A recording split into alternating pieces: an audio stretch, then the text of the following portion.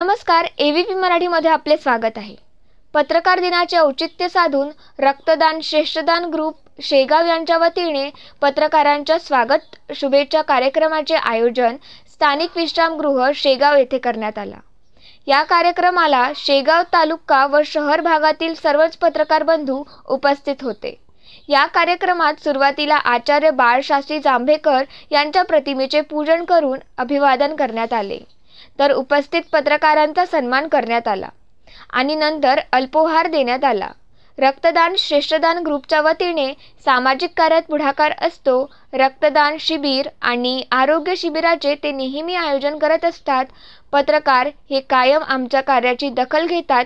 याच हेतूने आम्ही आपल्या सन्मानाचा कार्यक्रम घेण्याचे ठरवले आणि दरवर्षी हा सामाजिक उपक्रम आम्ही राबवू, असे मत एबीपी मराठी सोबत बोलताना ग्रुप संस्थापक अध्यक्ष यांनी व्यक्त केले। या कार्यक्रमाचे सूत्रसंचालन सोनू मोहोळ यांनी केले, तर आभार रक्तदान श्रेष्ठदान संघटनेचे संस्थापक आशिष सावडे यांनी मानले।